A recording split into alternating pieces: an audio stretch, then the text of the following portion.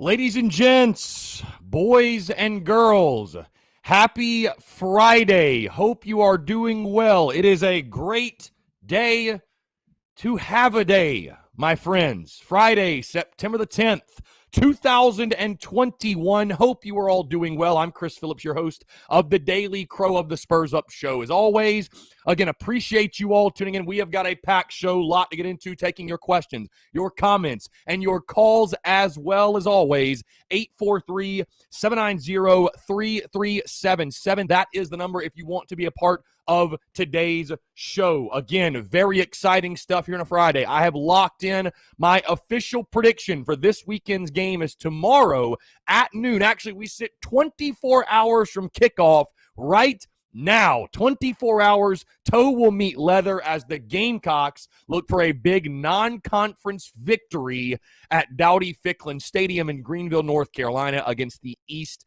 Carolina Pirates. And guys, again, I'd love to hear from you, your thoughts, your comments, your predictions for tomorrow's game.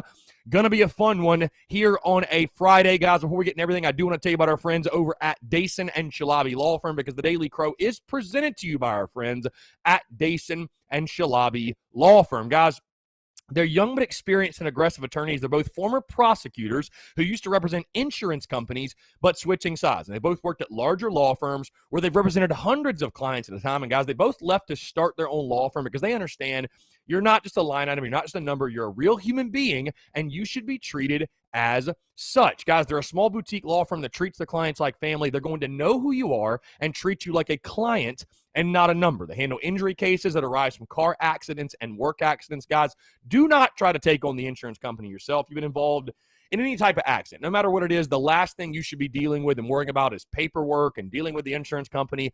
Let the experts over at Dason and Shalabi Law Firm handle it for you, guys. They use the latest technology to make representation efficient yet effective. Again, let them take care of everything for you guys. You don't even pay them unless they recover money for you. Rami's in Columbia, Curtis in Charleston. They handle cases statewide. They also offer virtual or in-person consultations at no charge. Guys, again, give them a call today in Columbia, 803-973-0304, or in their Somerville location, 843-388-3368. Or, of course, guys, your one-stop shop. Their website, dsinjurylaw.com. That is dsinjurylaw.com. for more information. Again, guys, our friends over at Dason and Shalabi Law Firm. Be sure to check them out and tell them that Chris from the Spurs Up Show sent you. What's up? 843-790-3377. That is 843-790-3377. Taking your questions, your comments, your calls. Yes, bad weekend to be a Pirate, folks. Also, if you're in the Big Cock Club Discord, head over to TDC Questions, the TDC Questions channel, to be sure that your questions are answered. I see Josh Reichley, Rob Youngson, Sean O'Brien, Hunter Herlong, Cody Gaskins, Tanner Land, Todd, Noah Johns, Alex Mitchum, Luke RJ, Lance Player. The whole gang is here on a Friday. Again, appreciate you all tuning in, guys. Really, really excited. I have locked in my official prediction. I have dropped my official prediction. I've got the Gamecocks in this one tomorrow. I'm rolling with South Carolina. I'm rolling with Shane Beamer. I've got the Gamecocks winning by a score, South Carolina 28, East Carolina 24.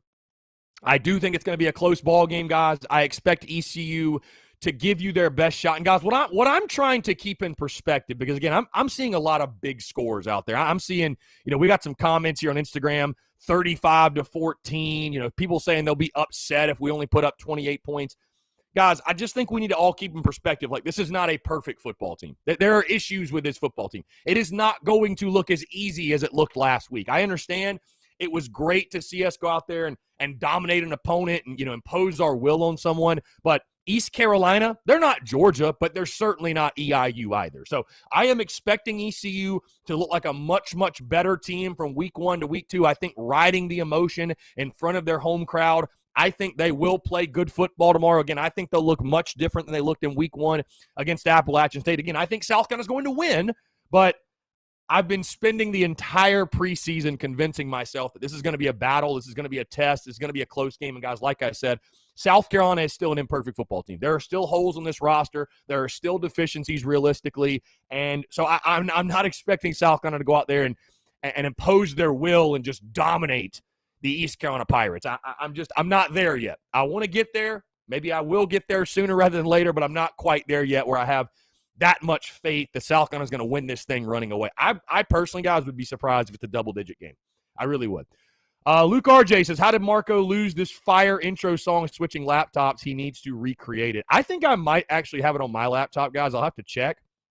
But, yeah, I might actually have it. So, the TDC Questions channel, Brendan M. says 24 hours until toe meets leather. Indeed, Brendan. Rowdy Rooster 75 says, hey, bro, watching you on YouTube, wanted to know if Zeb shows out again tomorrow, do you think that changes the chances of Doty starting when he is healthy? Yeah, that's a great question, Rowdy Rooster, and I'm glad I don't have to make that decision. Luckily, Shane Beamer is paid to make those decisions. I mean, I guess I would just ask you this, Rowdy Rooster. Again, you have to go with the hot hand, you could say, but was Luke Doty truly your guy, and was he truly QB1 before the injury? Because I guess the question turns into, Rowdy Rooster, do you believe Luke Doty should lose his job due to an injury? That's what I would ask you. Again, I just still think when you're comparing the skill sets, I still believe that Luke Doty and his skill set does give you the best chance to win. I fully believe that. When you're playing the Georgias, the Kentuckys, when you get in SEC play, man, and you're facing some real serious pass rushers, you're going to need a guy that has escapability, that can get outside the pocket and can give you a chance in those type of ball games. So I still believe Luke Doty, again, the best version of this football team, the best version of this offense. I've said this a million times, but I still believe that comes with Luke Doty under center. Again, though, hey, if Zeb Nolan goes out there and balls, he's going to make it very tough on the coaches. You know what I mean? So because why, if you go out there and you look great on offense again, and it's like, why would you disrupt something that's going so well? So that'll be interesting to see what they do. Michael Drigger says 42-10 Gamecock. I mean, let me ask y'all a question. For those of you that are picking scores like that, where is that confidence coming from? Like, what makes you believe South Carolina is going to go out there and win by 30 tomorrow? I think the Gamecocks would have to play a perfect game. I mean, literally a perfect game, and ECU would have to turn the ball over and just be pitiful for that to be the score. I just don't see it, guys. Like, this isn't the 2012 Gamecocks. This is the 2021 Gamecocks. Jonathan Bauer says 34-24 USC. Josh Reichley 27-20. Alex Mitchum, when is the watch party schedule going to drop? So we know for certain, of course, tomorrow's in downtown Greenville. Next Saturday, I'll be dropping the graphic probably on Sunday. Next Saturday, we'll be in Harbison at Columbia for the Georgia game. We will be at the Harbison location, Carolina Ale House, and all those details will drop on Sunday. I'm working with the Carolina Ale House people to go ahead and schedule out the rest of the road games and the rest of the watch parties. So as soon as I get that information, guys, we will go ahead and drop that entire schedule for sure. Let's see. Jesse Jacobs, what's up, guys? Trying to catch the guys coming into town today to show my little boy. Anybody know what time they come in? Also, I'm assuming the Hilton LOL. I have no idea, Jesse. That's no clue. Brandon Wagner, did you see the news about the Big 12 adding 4 teams? Do you think this means they'll stay a part of the Power 5? Yeah, I would think so. I would certainly think so. I did see that news, though. Brian Dean, what's going on?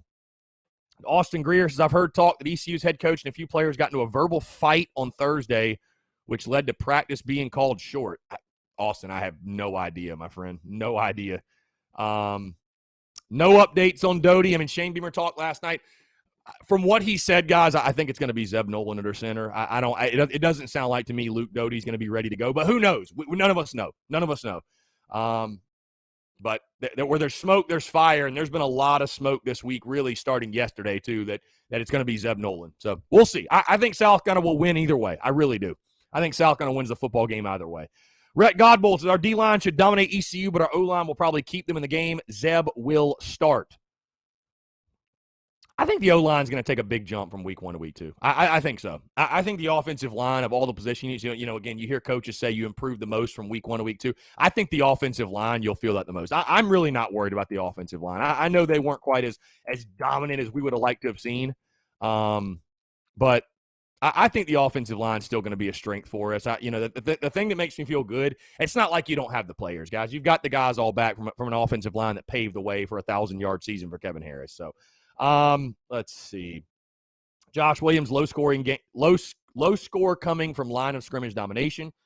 Joseph says, guys, let's just wait and see what happens. Whether you predict a blowout or a close game, both have the same amount of reason. It's not like we can't go in there and win by 21. Well, I mean, Joseph, Hey, we love making picks. Again, I'm just, if you want to pick Carolina to win 42-10, that's fine, but you got to give me some reasoning. I mean, what's the reason? Do you just think ECU is that bad? Brian Dean even 38-17 Gamecocks. Do you think that ECU is just that bad? I mean, are you thinking that we are that much better than we probably are? Like, again, I know we smoked EIU guys, but this is not going to be EIU again. Eric Fryer says, my optimism stems from not letting the sins of previous staff be visited on the current staff. I'm going to stay in the moment and be excited. I'm excited as well, man. I've got the Gamecocks winning the game. But I will be honest with you, and again, I'm not trying to hold the past transgressions and the past failures. I'm not trying to hold it over onto this staff, but realistically, I'm saying a lot of the same things, guys, going into this football game that I said before 2019 Appalachian State, and we got our asses whipped. So I'm just trying to keep in perspective that we're not a perfect football team yet. We still have holes. We still have deficiencies, and none of those were exposed last week. I don't know if it'll be this week. I don't know if it'll be next week. I don't know if it'll be against Kentucky, but there's going to come a time where it's going to be like, yep, that's a sore spot. And we kind of knew it was. And, so I'm hoping it doesn't happen at all. Maybe it won't, but I've been telling myself all preseason this will be a battle. Now, can South kind of win by 21? I'm not saying they can. I think they absolutely can. I think if you go into this game, you get some more big plays from special teams, you're able to get the football off of ECU and, force some turnovers and take advantage of that. And as long as you protect the football, certainly. If you win the turnover margin, there's a good chance you could win this thing running away. But again, I'm not foolish enough to think South Carolina is going to go out and play a perfect game. Like, we're not. I don't think we are. I think, again, Lou Holtz used to say, when things are going well, you're not nearly as good as you think you are. You're not nearly as bad as you think you are when things aren't going well. And I just see both sides of it for ECU and South Carolina. I don't think South Carolina is nearly as good as they showed last week, and I don't think ECU is as bad as they showed in week 1. So, Breaking 70, what's your thoughts on the wide receiver group last week? It's a deficiency, man. There's no other way to put it. I mean, when you're leading receiver against EIU's a running back, that's an issue. I thought Josh Vann showed you some things, though. I like Josh Vann. I think he could maybe emerge as your number one guy. Drops are still an issue. Jalen Brooks, Dak Joyner, drops are still an issue.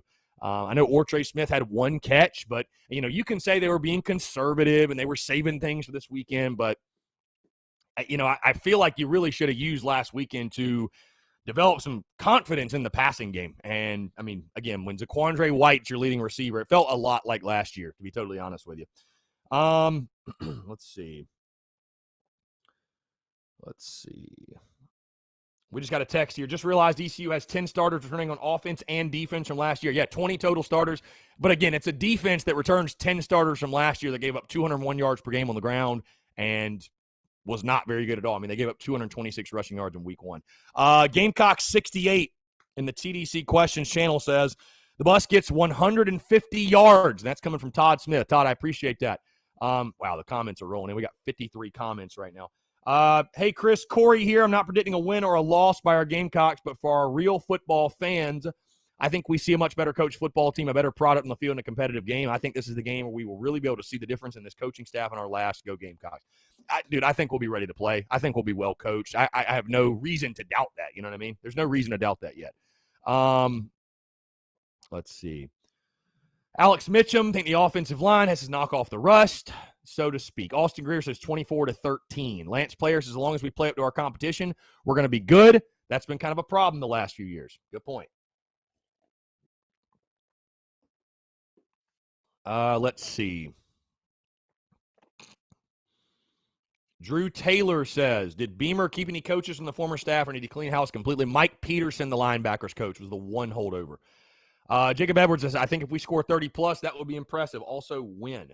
Eric Fryer says, E.J. Jenkins finds pay dirt this weekend. Lock it in. Yeah, so it's funny. I was talking to an ECU podcast last night and the Boneyard podcast, which that interview dropped this morning if you guys want to hear it. But I was talking to those guys and they asked me, like, who is sort of that sleeper breakout guy you're expecting to, and I brought up E.J. Jenkins. I don't know that E.J. is going to be an all-conference guy or obviously have like 1,000 receiving yards, but I do think at some point E.J. Jenkins is going to have like a game where he just goes off, and I think there's going to be certain moments and scenarios where E.J. Jenkins is a difference maker.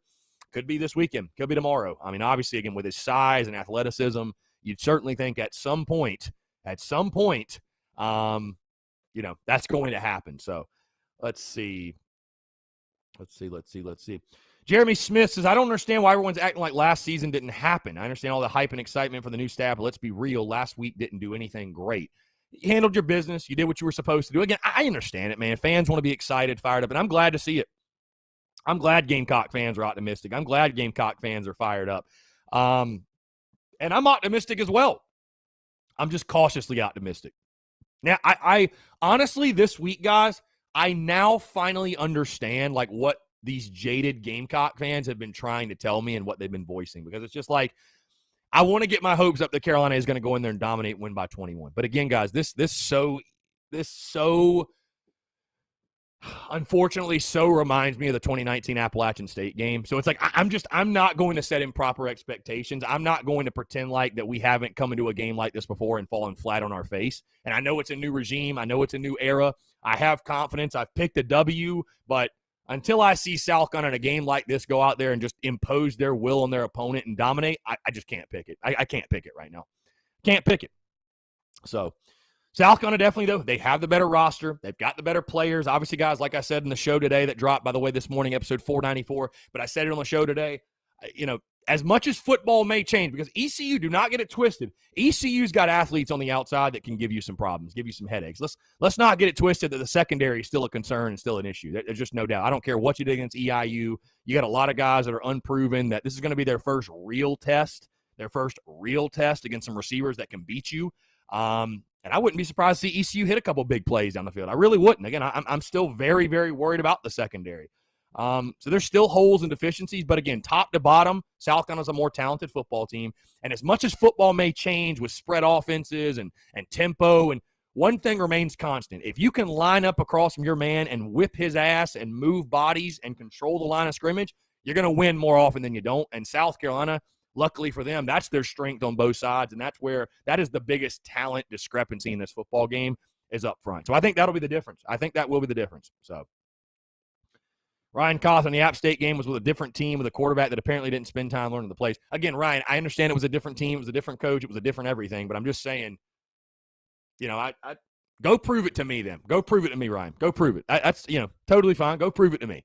I'm not saying it's not possible. I'm not saying South Carolina can't go out there and win by 21, but I just, I think there's a little bit of an overreaction from Gamecock fans that just think we're a great football team because we beat IU 46-0. And the reality is, it's just, guys, that didn't mean anything. It was like a scrimmage, like a spring game.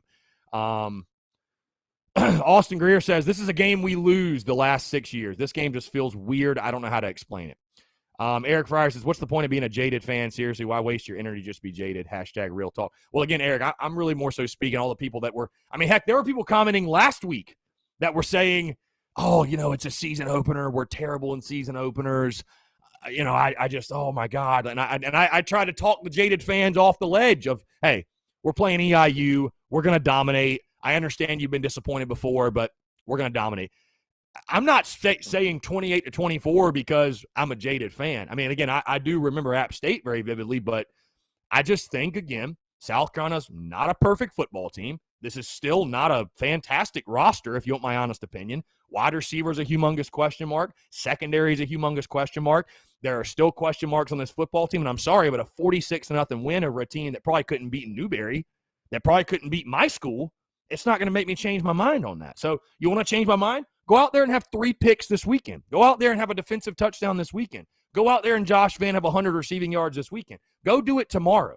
I don't care what you did last week. It really doesn't matter. You did what you should have done. Bottom line, go do it tomorrow. Sorry, I just, that's real. That's #real talk. So that's #real talk. So go do it tomorrow. Again, I'm picking the win, but you got to walk before you can run, and I think picking South Carolina to win by 21 points is I hope it happens, but I think it's a little wishful thinking, man. I think it's wishful thinking. I think people just need to realize this is still an imperfect football team. This is an imperfect football team with issues and holes. There's just no other way to put it. T-Knoll28 in the TDC Questions channel says 35-10 Gamecocks roll, dominate on both lines of scrimmage. Vann and Brooks step up, make big plays at the top, and with the stable of running backs, it's going to be a long day for ECU. 35-10 from your lips to God's ears. Let's jump to the phone lines real quick. Phil, what's going on, my man? How are you? Pretty good. I'm outside of a pizza place right now that serves vegan cheese on their pizza in Bangor, Maine. It is 66 degrees, partly cloudy. Beautiful, man. This is the hometown of Stephen King, so I'm going to go by his house and then get a photo. Dude, it felt incredible this morning in Columbia, believe it or not, man. We got some great weather incoming for this weekend. I think the low is like 61, so woke up this morning and there was a little briskness in the air, if you can believe that, early September in Columbia, South Carolina. That's hard to believe. It is. That is hard to believe. I agree. But good. That's perfect weather for football, man, in my opinion. Indeed. Yeah. Just wanted to say I think we got a big win coming. I don't know. I feel a little bit better about the game now after I've kind of figured out and, thought about it. I think we're going to win by, I'm going to say 10 points. I think yesterday I was saying, we might squeak by with a win. I feel like we have enough to beat ECU. The big question is, it's not at home. We're not within the friendly confines of Willie B. So that might play a factor, but I'm going to say 10 points. Win for Carolina. I think that's fair. Yeah, dude, I could most certainly see it. Again, I've spent the entire preseason telling myself this is going to be a tough game, and dude, I predicted 28-24 in the preseason, and nobody batted an eye. There you go. And so I mean, I understand ECU looked bad in week 1, and I think that's where a lot of the confidence is coming from, which is totally fine. And I'm not saying South Carolina couldn't go out. They have the talent to go win by 21, but I mean, are people, I don't know if people are factoring in again. I mean, ECU, I just really believe at home in front of a packed crowd, Mike Houston's a good coach. They're going to give you their best shots. Like, I will be totally shocked if East Carolina comes out there and is just flat. And you know what I'm saying? Like, I would be really surprised. So I hope it happens. I hope it's 35-0 at halftime, obviously. But that would be I wouldn't be surprised if ECU jumped out to an early lead. I think they're going to try to ride that wave of momentum and the crowd. And, ECU fans are a lot like Gamecock fans, bro. They're going to start early. They're going to be loud. They're going to be early. They're going to be rowdy. So South Carolina's going to have to combat that and, play good football. And I mean, again, you stick to the game plan, keep your composure, don't turn the football over. South Carolina will win. There's just no question. You have the better players. There's no doubt. And again, you have the better players where it matters most, which is in the trenches. Right. But, I'd be surprised if it's not a little bit of a fight. Again, they don't build the mansions out in Vegas off of winners' money. Those people are not stupid that make those lines. Carolina's a 1.5 or a 2-point favorite. I mean, Right. So for you to think the Gamecocks are going to cover that spread by 19 points to me is just wild. I mean, I think it's wild, dude. I could see a 10-point win. Again, once you get into, and I want to say this too, while you're on the phone, I'm saying this to everybody as well, though. I picked 28-24. I don't even know if the game will be as close as that score indicates. Like, I could see it being 28-17 and ECU gets a late touchdown. Like, you know what I'm saying? Like, I do think we'll be in control of the game, especially in the second half when we start to wear them down. And again, we might not have depth right now to beat Georgia or even, like, I hate to say, beat Kentucky or, we might not have that type of depth, but I think we have the depth to wear down ECU. I mean, their defensive line already is not good. So when we get in the second half and those guys have hands on hips and you're just running the football down their throats and, it's demoralizing for a defense. So as long as we don't do anything stupid, as long as we take care of the ball, I think we win. There's no doubt. Yep. I think it could be an ugly win, too. I mean, we might look disjointed in the first half with, based on being, it's at their house. And, Beamer was very complimentary of the atmosphere there at ECU. I mean, we're not going to Wofford, guys. I mean, this is a team that has a decent roster, has, great history and fans that are very passionate about the ECU program. So, but I feel pretty good about it. I feel better than I did yesterday. So maybe tomorrow I'll be predicting a blowout win for Carolina. But at this point, 10-point win. And it might be ugly. We might be, struggle in the first half and then try, get it together. Typical South Carolina in the second half and win it. So that's what I'm hoping for. Just wanted to let you know it's beautiful up here in Maine today, and hopefully I don't run into Pennywise the Clown. Let's hope not. Let's hope not. All right, go Cox. Go Cox. Appreciate you, Phil. Thanks so much. Again, guys, taking your questions, comments, calls, 843-790-3377. That's 843-790-3377. I tell you what, based on some of the comments I'm seeing in here, like, you would think I picked Carolina to lose the game. Guys, I feel optimistic about the game. There's no question. But, like, I guess I have to be the guy that just injects a little perspective and a little realism. Like, I expect South Carolina to win. You should win the game. Bottom line, South Carolina should win the football game. It will be massively disappointing if South Carolina does not win the football game. Like, ECU's not on your level. Let's get to that point. ECU is not on your level. I'm just explaining why I picked it as a close game. In no way am I insinuating I think South Carolina is going to lose. Obviously, guys, if I thought they were going to lose, I'd pick it. But, it's not being negative to be real. It's not. So this isn't the show for you if that's the feeling. I'm just going to put it out there that way. Jeremy Smith, nice hat, by the way. I like the garnet better than the black. I appreciate that, man. I like them both, honestly. I think they're cool. Sean O'Brien says, I understand there's a difference between being realistically critical of your team and the fans that do nothing but constantly talk shit about the team, i.e. the fans Javon Kinlaw was referring to. Bro, if you want to ride on the Javon Kinlaw train, then be my guest. That's cool. Brandon Spell, Jaheim the Dream, a coordinator's nightmare. Yeah, I think Jaheim Bell, dude, I'm excited to watch Jaheim Bell develop. I think he's going to be a big-time playmaker for us. I just think he's a guy. How do you attack him? How do you defend him? Who do you put on him? I really like Jaheim Bell's game. Eric Fryer, we did what we were supposed to do. When was the last time we did that? This isn't your typical Gamecock team. There's something special going on inside that locker room. And I don't disagree with you. Again, I totally agree. Give major kudos to Shane Beamer, the coaching staff. Again, like you said, don't take it for granted that we actually did show up and do what we were supposed to do. Control the football game, not do anything stupid. We didn't let EIU for a second think they were even in that football game. So kudos. I mean, here, we'll give a round of applause. Kudos to them. Great job. Now it's a new task. Now it's a new challenge going on the road. You're going to hit some adversity this week, and I'm excited to see how South Carolina responds to it. Again, 843-790-3377. Rowdy Rooster 75 in the TDC Questions channel says, come with Big Nick energy, ring the bell, ride that bus, and we shall win. He also says, Chris, I do believe ECU front will have issues with our D-line. With that being said, we may be able to drop more into coverage, helping the secondary. I mean, I think our D-line is going to feast, bro. There's no question. I think our D-line is going to feast, no doubt. Rob Youngson, I really don't understand all the negativity here. Really is a downer. I understand being cautious, but dang, the players are going to play their hearts out with this coaching staff. There is talent here. Rob, again, who's being negative? I picked Carolina to win. What are you talking about?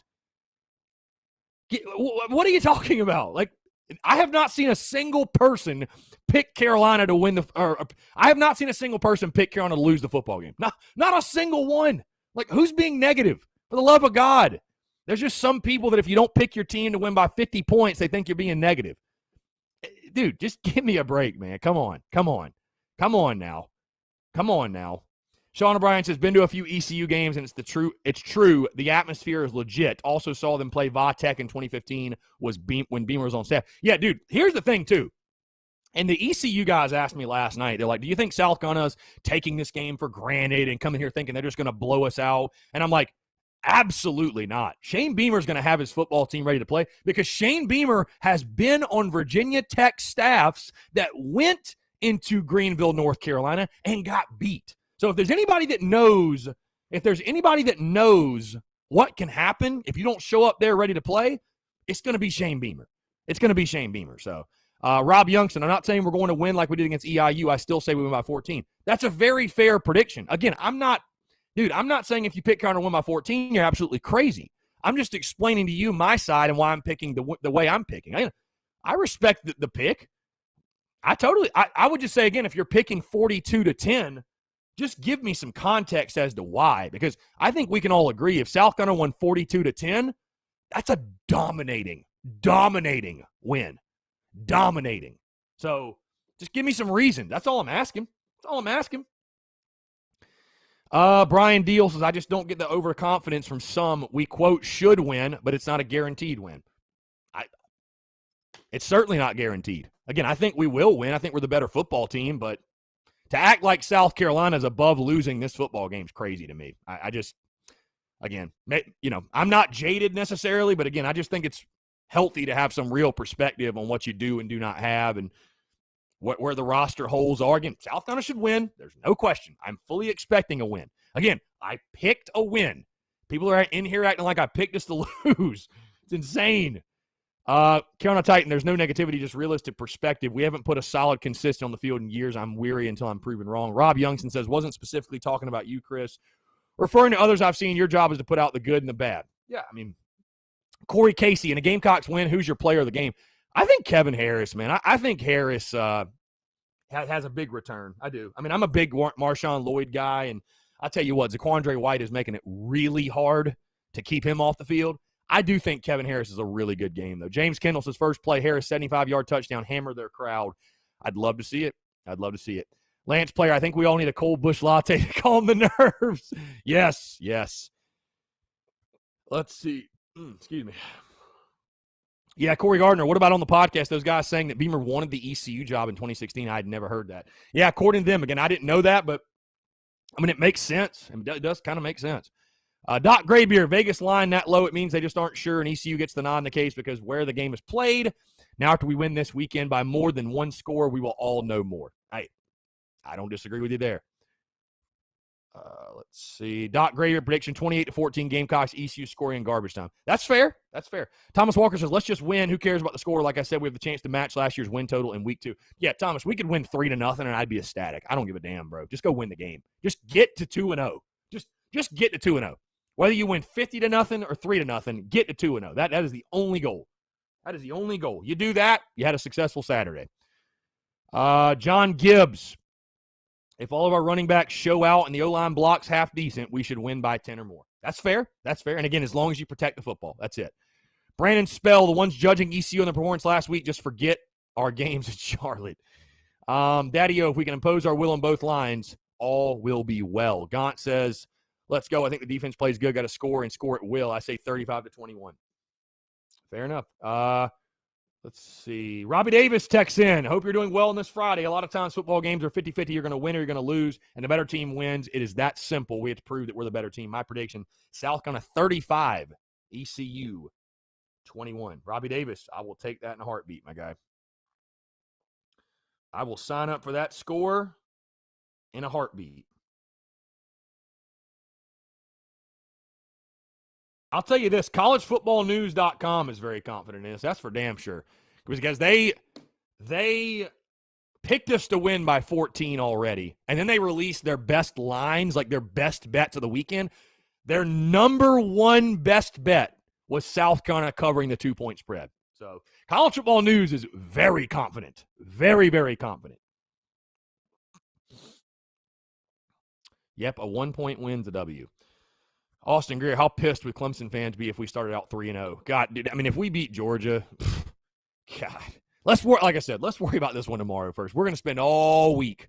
It's going to be Georgia hate week next week. We'll spend all week next week talking about the Dogs. Thomas Walker, your current opinion on percentage for each quarterback to play tomorrow. Zeb Noland, 100%. He's going to play. Luke Doty, I'd put it 50%. It doesn't sound like he's ready, man. I think it's as simple as if Luke Doty's 110% ready to go, he's your starting quarterback. If he's not, it's Zeb Noland. And, I mean, from what Shane Beamer said last night, it didn't make me feel like Luke Doty is 110% ready to go. Donnie Cunningham, 31-20 South Carolina. I can see that 100%. Good pick. Eric Fryer, TSUS headline Saturday night. Gamecocks take the no-fly zone to Greenville and cement a convincing win. Gamecocks 38-3. Eric, I'd love that. I need some of that moonshine you're sipping on. I love that. Adam Ritter says if we somehow lose tomorrow, Panic Ritter will be out. Of course he will. Eric Reese, too. If Muschamp were still here, I'd be betting we would go up to ECU and play like trash and then road trip to Athens and somehow win the game. Oh, goodness. Chris Gaunce, let's go Gamecocks. Let's go get a W, and people need to quit being negative. Gamecocks 38, ECU 24. Again, Chris Gaunce and everybody else, people being negative. I have seen no one pick South Carolina to lose. Like, what are you talking about? Who's being negative? I've seen no one pick the Gamecocks to lose. Eric Reese, too, says, but he ain't here, so Beamer gets him ready to play Go-Cocks. John Gibbs says, Chris, don't let any taters try to wreck your watch party tomorrow. Wish I could be there to have your back in case that stupid orange starts showing up in Ale House. John, yeah, no, I appreciate that. Then, dude, I'm telling you what, I don't know exactly how many we will have, but I've had a lot of people reach out to me. I think we're going to have a good crowd at Ale House. I have no worries that we will be able to paint Greenville garnet. So, yeah, again, quick reminder, if you did not know somehow, some way, downtown Greenville, tomorrow, doors open at 11, kickoff at noon. We will be at Carolina Ale House in downtown Greenville, South Carolina. Downtown Greenville, South Carolina. Again, yours truly will get there probably 10:45 or just slightly before 11. Doors then open at 11, kickoffs at noon. We're going to have our own section. We've also partnered with the Greenville Gamecock Club, so I'd imagine they're going to bring some swag, some merch. I'll have koozies. I'll have stickers. Working on getting inventory, by the way, guys, for the Kentucky game because we're just getting to the point where we need it. We need to have it. So I'm working on that, and I'll keep you guys updated and let you all know. Other than that, I do want to make one thing clear, by the way, just sort of a change of conversation, change of topic, if you will. I am not doing a live stream pregame or postgame or during the game show tomorrow. And I think I told you guys this yesterday, but the reason is that, again, I love doing the live streams, guys. I couldn't do a 2-hour live show every single day if I didn't enjoy doing it. But I really think it's just more valuable to focus on, the people that show up and be able to shake their hand and conversate with them and carry on and have a good time and really, truly enjoy the watch party. Of course, again, we're still going to make content. That's not to say we might not go live on Instagram or go live here and there, but a lot of people have been asking about the live pregame show, and it's like, I just think it's more valuable to really be in the moment, be in the present moment, and interact with the people that are there. So I hope that makes sense. Again, I'm not trying to, go short on you guys and take away content. That's not what I'm trying to do at all. And I'm not saying, hey, we might not ever have another post-game show. Just for tomorrow, and when we do these events specifically, I don't know. I've been thinking about it, and I think it's good to be in the present moment. So again, if you guys have any questions about it, I'd love to hear your feedback on that. I hope you guys understand. But I was just like, you know what, like, Let's be in the moment, and for the people especially that come out, and the point of it, guys, is for people to come out to the watch party, not to watch it digitally. You know what I mean? Leland says, I'm from the upstate. Hey, I'm going to miss the watch party. You're going to be doing any more at Carolina Ale House? I don't know if we'll do another one at Greenville. We're going to be doing them all across the state, though, for sure. Let's get back to your predictions real quick. Actually, let's jump to the TDC question channel. Keith says, do you really think they're going to do something good against our defense? Keith, here's my thing. We shut out EIU. That's great. ECU's not EIU. ECU actually has athletes on the outside that can hurt us. Rajay Harris is a really good running back. And Holt Nailers is a quarterback that can hurt you. He's a good quarterback. I'm not saying ECU is some elite offensive football team. I'm not saying ECU is going to score 40 on Carolina. But, yeah, I don't think our defense is perfect yet either. Our defensive line's really, really good, right? ECU also knows that. But our defensive line's really good. But, yeah, there's still holes in the secondary, man. Like, I think let's not kid ourselves.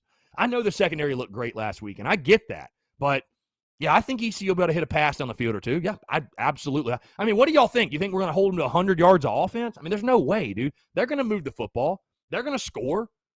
I just, until proven otherwise that we can continue to build, and maybe this thing will evolve and develop into an elite secondary. But right now, yeah, I think ECU's got some athletes that can give you a little bit of a headache. I do. I mean, again, our D line's really good. They're going to be after Holt Nailers all game long, but they do have some weapons. They've got some weapons that can hurt you.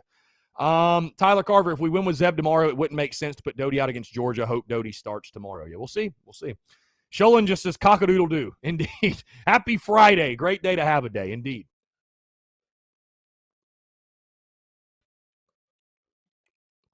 John Strong says he still hasn't gotten his sticker from last year. John, shoot me a DM, and I will get that sent off to you today. Shoot me a DM, John. I apologize. If it got lost in the shuffle, that's my bad. I will shoot you a couple of stickers. That's my B. Seriously, shoot me a DM. James Gordon says 31-14 Gamecocks. I'd love that. I'd love that. Chris Gaunce, I think Zeb Nolan will start. Maybe we can play Luke Doty for the fourth quarter. What do you think?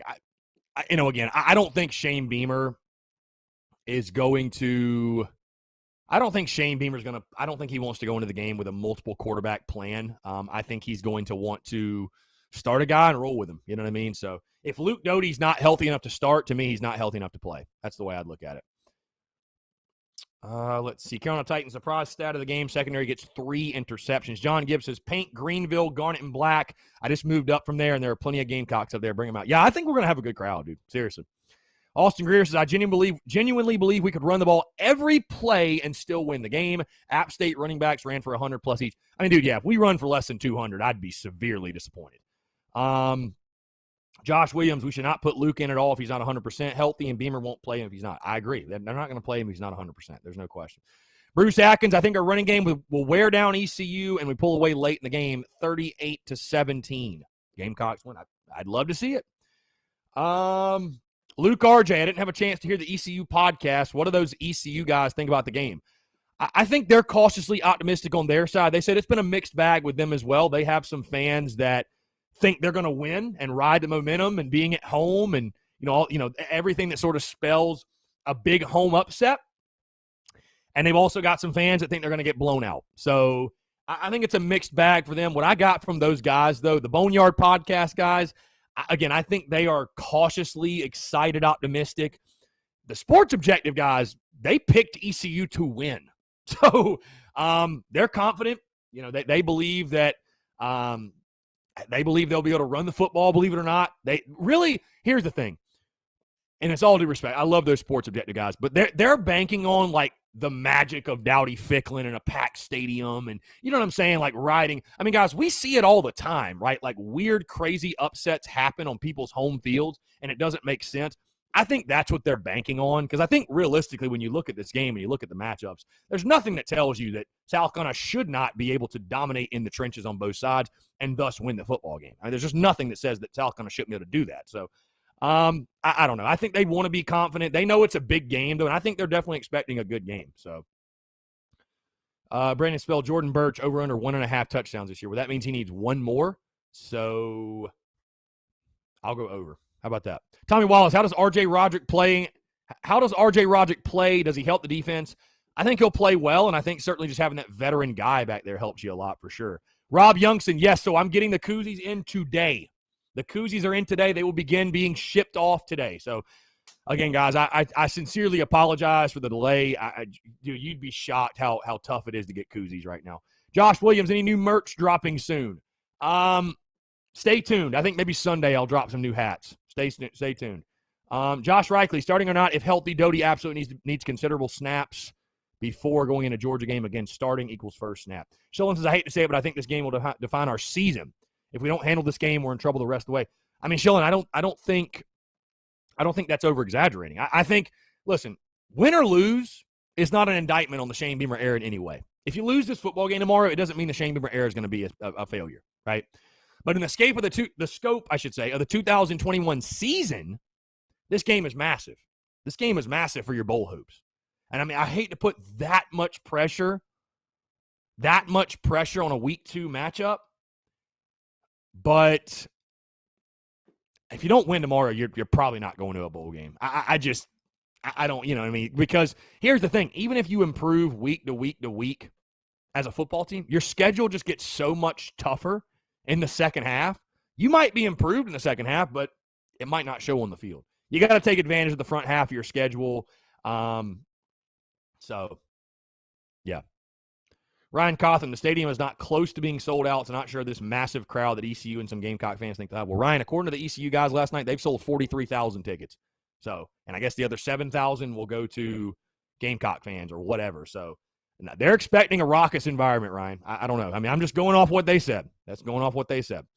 Sholin says, when handling, I think we'll have a chance against some of the teams the experts picked us to lose to. Thomas Walker, I think a noon game is an advantage on the road. I would agree. Yeah, thank God it's not a night game. Chris Gantz, hell yeah, we will win this. Again, I've picked the Gamecocks to win, guys, 28-24. I am very confident that South Carolina will go in there tomorrow and handle their business. Again, I'm not ready to pick a blowout. Sorry. I spent the entire preseason, like I said, talking about the importance of this game and how big of a game this is. And again, I think ECU will give you their best shot. I think they're going to show up and give you their best shot. Does that mean I think ECU is going to win? Absolutely not. No, I do not. But I think they're going to give you their best shot. I think ECU is going to look like a much different team from week 1 to week 2. So we'll see, though. I mean, I'd love to see South Carolina win by 21 or 28 points. No kidding. No kidding. Let's see. 843-790-337. Some of you guys, that's 843-790-337. Some of you guys, comments, questions, everything are rolling here on a Friday. Got another text here. Chris Miller says, now that the feeling is that Doty won't start, I'm retracting my 31-21 South Carolina win prediction and going with 24-21 South Carolina. I think we covered the spread barely. It might be a tight game. I think our defense could very well save our butts in this one. Go Cox. Yeah, I just think at home, this is a huge game for ECU. Mike Houston's a good coach. They will be well coached. They'll be ready to go. They'll have a good game plan. I think they give you a tough game. But again, South Carolina will win the football game. I feel confident in that. All right, guys. Taking your questions, your comments, your calls, 843-790-3377. We're rocking. We're rolling here on a Friday. I want to continue to hear from you. What are your predictions? How do you feel South Carolina is going to fare tomorrow's game? I've got 28-24 Gamecocks. And am I an idiot? Is that too close of a score? You tell me. You're tuned in to the Daily Crow.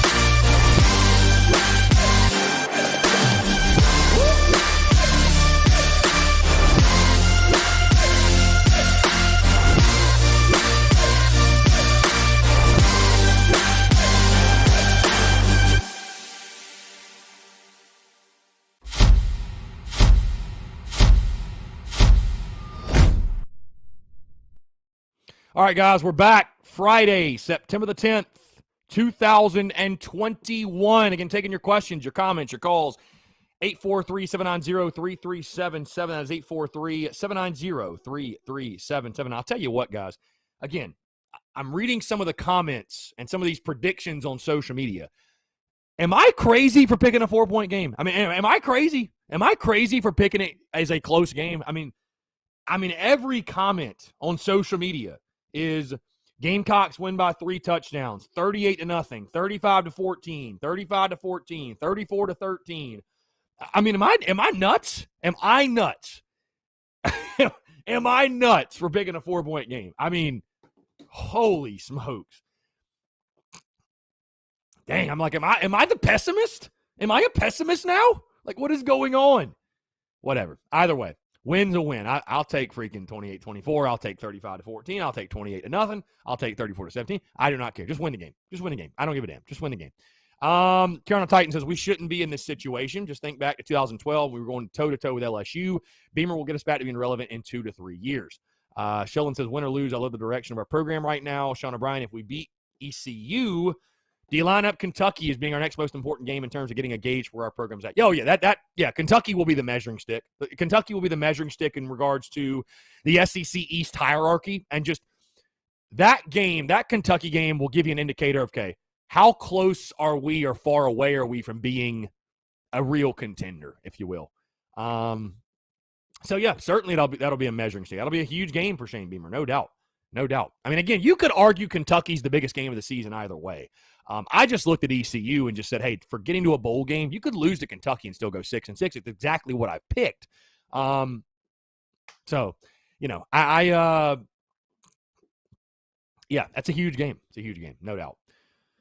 Michael Samuels, did coach announce QB1? No, we won't know until tomorrow. Joshua Williams, Chris, have you heard any talks of COVID restrictions for home games? No, I have not. Thomas Walker going with 28-10. Sit Dog 9 says, no, you're not crazy because Vegas doesn't give away money. Yeah, Sholin, if you're picking us to win by 3 touchdowns, you're setting yourself up for disappointment. Again, you know, I'm not saying it can't happen. I want to make that very clear. I'm not saying it can't happen.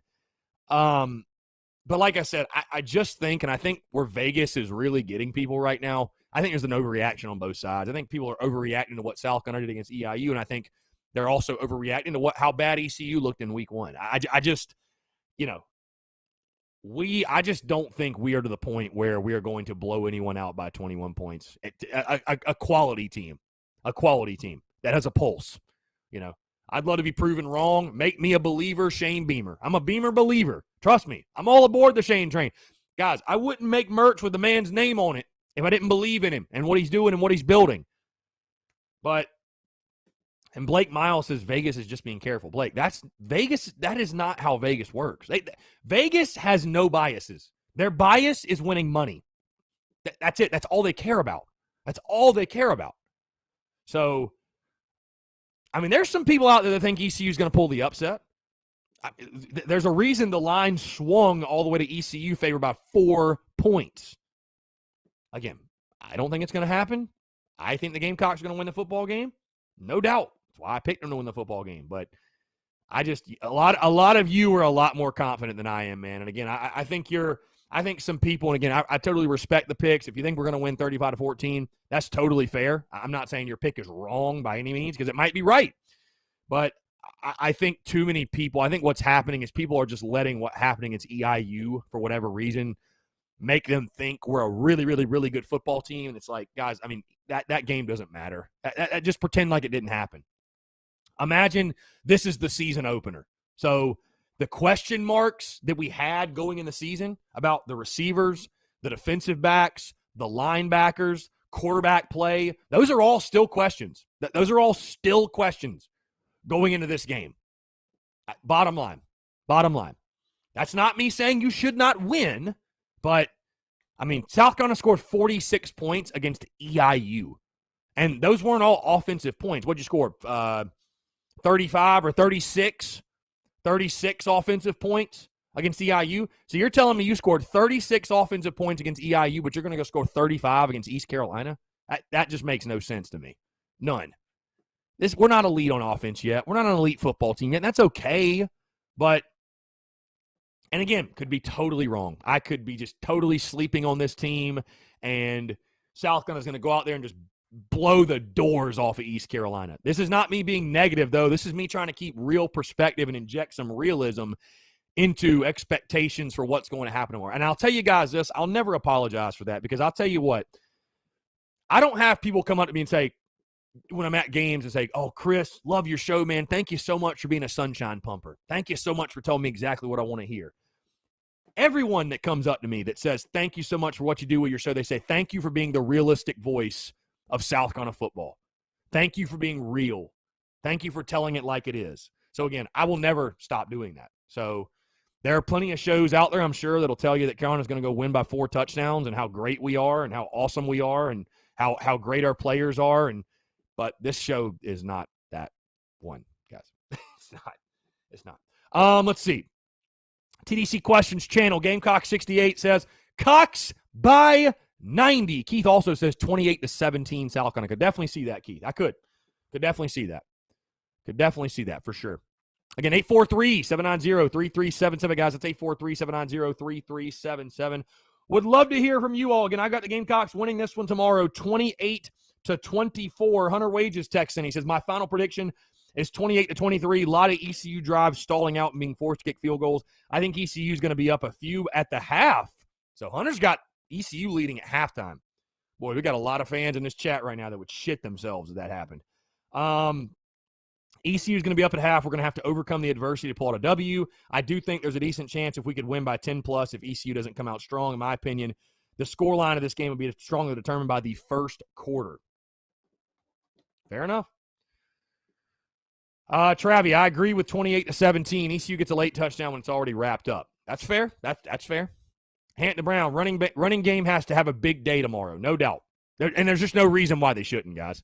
I mean, we're talking about an ECU defense that averaged giving up 201 yards per game last year and gave up 226 yards to Appalachian State. 6.4 yards per carry. 6.4 yards per carry is what they surrendered. You should be able to run the football. There's just absolutely no question. There's absolutely no question. Justin Langford says, a new system. Guys trying to fit the pieces together still. Indeed. It's just game 2. It is game 2 of the Shane Beamer era. Again, I'm not telling you guys the Gamecocks might – I'm not saying they might not go out there and win by 21 points. I'm not saying that. But if they go out there and win by the score I've predicted, the last thing – because this will piss me off. The last thing I want to see is get on social media, and I do post-game video, and I get on social media, though, and see people bitching and moaning that you only won by a field goal or that you only won by a touchdown. Like, we are not in a place to complain about winning. I can tell you that right now. So if it's a hard-fought game, so be it. The goal is to win. That's it. The only goal is to win. Bottom line. So the fun is in the winning. I don't know, man. I think people think our defense is really, really good. I mean, guys, I'll tell you this. Blake Miles says 28-10 Carolina. If we hold ECU to 10, I'll ask you guys this. How improved do you think our defense is? I think people think we got a top half of the league defense. So I can't wait. To hear the score predictions for Georgia. I really can't at this point because I think we got people that are going to pick Carolina to win the damn thing. Carolina Titans says only running backs, D-line, and tight ends showed abilities versus EIU. There are major concerns everywhere else in the team, especially quarterback and receiver. Some people are unbelievable. And again, if your prediction's 42-10, that's totally fair. Just give me some context. Why? What clicks tomorrow in a blowout win? What clicks? What specifically clicks for you? Daddy O, I love this. Daddy O injecting some much-needed perspective. He says, honestly, I'm just glad we're playing as nuts as the world is right now. Enjoy it either way. Indeed. Justin Langford says the 2011 game against ECU, guys, we're down 14-0, and Garcia comes in midway through the second quarter and brings us back. Crazy. And that's the other thing, too, I think, guys, is here's the other thing. If you think about this series, it's been very, very close. It's been very close. 2012, you blew them out, but this has been a very competitive series. Like, South Carolina and East Carolina, ECU has always played USC tough. Always played USC tough. So, and some of our best teams it was a close game. I mean, that 2011 team was down 14-0. So let's see. Travis says our secondary probably falls right in the middle. Elite teams could expose us, but not as bad as off as we think either. We'll see. Great opportunity tomorrow. Great opportunity. Joe Anderson says if JT Daniels can't play, it makes the UG game a winnable opportunity. Let's call it what it is. Joe, you don't want me, Joe, to call it what it is right now. I'll wait till next week to call it what it is. Hampton Brown, what do you think the quarterback situation is tomorrow? I think Zeb Nolan at this point probably gets the start. Just, where there's smoke, there's fire. And there's a lot of smoke that says that JT Daniels JT Daniels, God, y'all got me thinking about Georgia. There's a lot of smoke that says Zeb Nolan will be the starter. So we'll see. I just, listening to Shane Beamer last night on his call-in show, I don't tend to think Luke Doty is ready. It doesn't sound like he's 110% ready to go. So we'll see what happens. But yeah, I don't know. Blunt Trauma says 31-17 Gamecocks, D-line and running backs win the day. I'd take that score in a heartbeat. Love it. Love it. Cheers to a 2-touchdown win.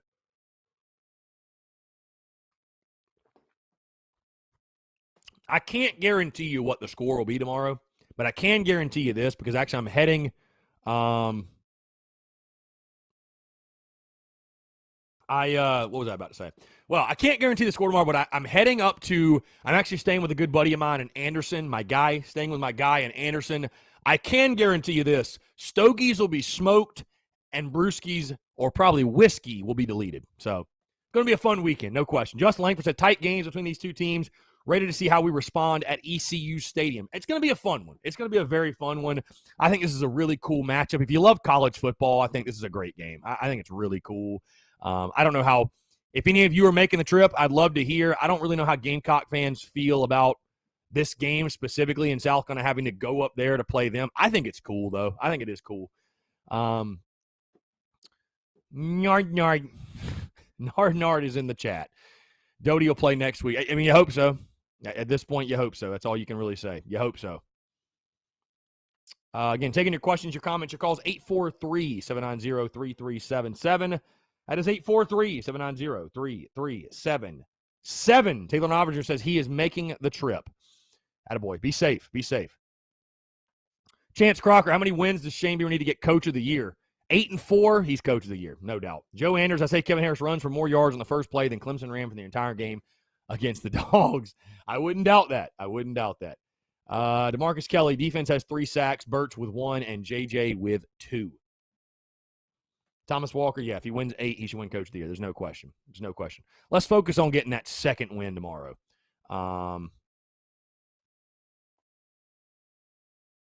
Let's see.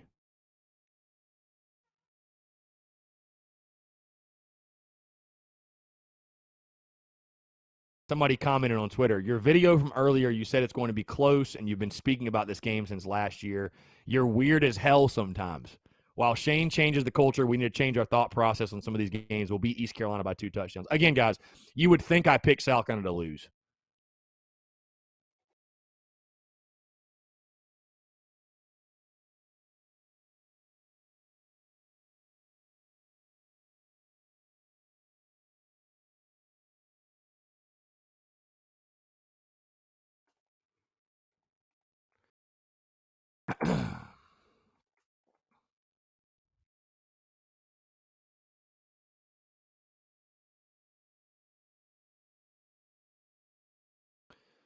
Let's see. Taylor Novinger says, who do you think will start at quarterback tomorrow? I heard Doty's still hurt. Yeah, I think it's probably going to be Zeb Nolan. Just from everything I've heard. Again, where there's smoke, there's fire, and there's a lot of smoke right now that says Zeb Nolan will probably get the start and that Luke Doty's not ready. So we'll see. Blake Miles, I'd really like to say Jason Brown gets a little more showtime. Just to show him some in-game poise. Just to let him show some in-game poise. Blake Miles, if you have multiple quarterbacks, you have 0 quarterbacks. You need to find QB1 and stick with him. I don't want to do any dumbass shuffling at the quarterback position. Jason Brown's not QB1. He should not see the field unless it's in mop-up duty or unless he somehow wins the job later in the season. That's it. Bottom line. This isn't a charity. We're not out here to get guys playing time and we're going to let him show some in-game poise. No, we're trying to win, and we need to play the guy that gives us the best chance to win every snap of the game unless we're up 45-0. So Bottom line, that's it. The whole quarterback shuffling thing, no, absolutely not. Absolutely not. Quentin Cade, in order to make a statement, we need to blow out ECU because they are a quality team. Style points mean everything. It's so funny how, like, we go from last year going 2-8 to, like, now we're talking about style points. Like, bro, let's just win the game. Let's just win the game. Like, Ben Friedis, how much do you think special teams a factor this week, turnovers, etc.? It's hard to predict week by week. Like, will we block a punt? Will we block a kick? Will we return one for a touchdown? I don't know. But again, guys, it would not shock me because I feel like we are so well coached on special teams, and that's something a facet of the game that Shane Beamer and Limbo, they really care about. So who knows? I mean, certainly we'll have a chance. We'll have a chance, no doubt. No doubt. It feels good going into games feeling like special teams could be a big part of the game, could be a big difference maker. James Kendall, if we lose this game, Monday's show will be a bloodbath. Evil Dead 2. Yeah. James, I agree with you. Oh, the Daily Crow Monday will be – either way, it'll be lit. But, yeah, unfortunately, if it goes wrong, it will be bad. Luke RJ, yes.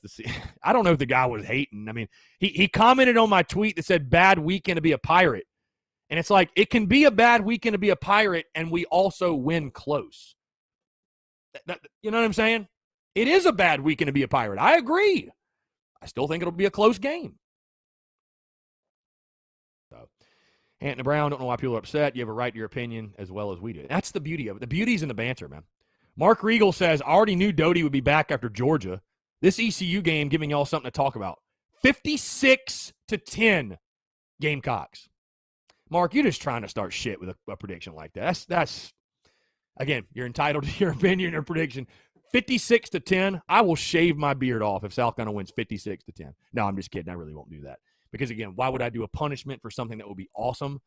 Dude, 56-10, I will write on the board, I was wrong. I will write, I am stupid on the board if we win 56-10. I really will.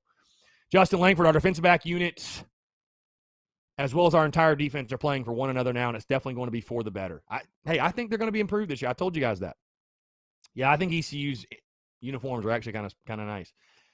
Thomas Walker, safe to say special teams be entertaining week in and week out. I agree. Travis Hill, the best thing I saw last Saturday was us fielding and returning punts and not letting them hit and roll each time. Yeah, for sure. Ben Friedis, feels like the last 10 years or so, special teams have been a non-factor. I love the emphasis on field position. It's a huge part of the game. TDC Questions Channel, Key says, shout out to Ryan Suckup. Yeah, kicked the game winner last night. How about it? Putting on for the Gamecocks. Cody Gaskin says, who would be QB2 behind Zeb if Doty doesn't start and still isn't 100%? I guess it's got to be Jason Brown, man. It's got. I mean, who was QB2 last week? It was Jason Brown. So, yeah, I mean, I think it had to be Jason Brown. So, Tanner Land says, bottom line is they're going to need Dason and Shalabi after tomorrow. Oh, yeah.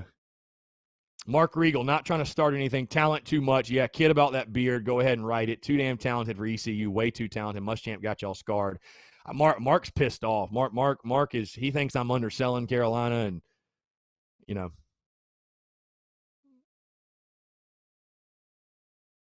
Again, I would just say this. Based off some of the comments from people on social media, you'd truly think I picked Carolina to lose. I'd ask you guys this. How'd you feel about this game in the preseason? I've just always throughout the entire preseason thought this is going to be a battle. ECU is a proud football program. They don't just suck. I know they didn't look good last week. I'm not saying they're some elite team, but they've got athletes.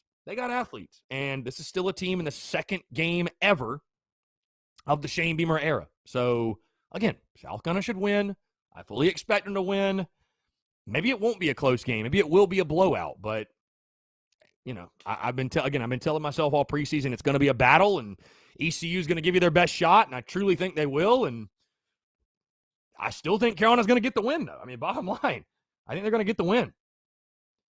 Let's see. Hunter Wages, I agree with you on this being the biggest game of the season. Remember way back when we were saying 6 wins is a great year and 5 wins is not a bad year. If we win this game, in my opinion, we're guaranteed to end up in that not a bad year tier or better. This game is massive. That's just where we are as a program right now. And it's hard for some people to face that. Let's see. People who we got a text here. Bingham from Bingham. People who are saying we're going to blow out ECU, forget that we have the same players we did last year. Going to be a gritty game. You said it, Bingham. You said it. You said it. Let's see. Ben Friedis also last week felt good to see us go for it on fourth down instead of rushing the field goal unit out in enemy territory. Hope to see more of that. Fair point. Travie, ECU's a scrappy team. They always have been. Again, nobody's saying that ECU's elite, but this has been a close series always, and yeah, so Travis Hill, totally underselling Carolina. I mean, our quarterback is number 7 in the country in touchdown passes. We want Bama. Yeah, for sure. I should have wrote that on the board. We want Bama. Blake Miles, let's all be honest about Muschamp's one right thing he did. He recruited the talent that should have us competing at the SEC level. I don't disagree with that. I don't disagree. I do not disagree. Again, guys, 843-790-3377. Hey, some of you that have these predictions, I'd love for you to call in. Give me your prediction. Call in. Why not? Why not? Let me know. If you think I'm crazy and you think Carolina's just going to blow ECU out the water, call in and explain it. I'd love to hear it. I would love to hear it. Tell me why I'm wrong. Again, the beauty's in the banter. I'd love to know. 843-790-3377, guys. That's 843-790-3377. We got some tweets coming in. Gamecock Review says, we've only played Eastern Illinois, won 6 games the last 2 years. A lot of us are still in show-me mode. We'll let it predict a blowout, but as Gamecock fans, it's always good to proceed with caution, LOL. Again, yeah, like I said, it's just like people are coming at me like I picked us to lose. It's like, no, dude, we should fully expect to win, but a battle is what I'm expecting. Will Croson, 27-17. I think we're good enough to win by 2 scores, but I can see it coming down to the wire. Josh Williams, thank you, Josh. Beamer Ball. Josh, you're the man. Josh with the super chat. Yeah, guys, if you want to support the business, support the channel, support the content, you can do so on YouTube. Super chat and super stickers. Again, Josh, thank you, my man. Thank you. Thank you. Sit Dog 9 says they only lost by 14 to a good App State team on the road. And again, it was a blowout for most of the game. It was. But again, I think ECU will look like a different team tomorrow. I think ECU will play much, much better. They're going to be in front of their home crowd. Mike Houston will have his guys ready to go. Yeah, again, I still believe Carolina's going to win. There's no question, and there's no doubt about that. But I think they'll be ready to play. I think they'll be ready to go. There's no doubt in my mind. Let's see. 843-790-3377, guys. 843-790. Wow, how about this? Scott Van Pelt. SVP put ECU as one of his betting winners for this weekend. Wow. He went 7-1 last week. Well, hopefully he loses that one. Guys, if you just looked at some of these comments on Instagram, somebody said if it's that close, talking about my 28-24 prediction, if it's that close, I'm shooting myself in the left big toe. I'm going to say no takebacks.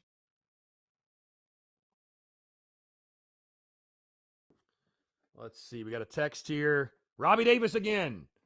I know you already I already gave you my prediction, but that's just what it is. It's prediction. But personally, I don't care what the score is as long as we get the W. Go Gamecocks, and just for the heck of it, even though I know they're probably going to get their brains beat in tomorrow, go South Carolina State because I live in Orangeburg. Yeah. Good luck to South Carolina State tomorrow when they take on that team in the upstate. Let's see.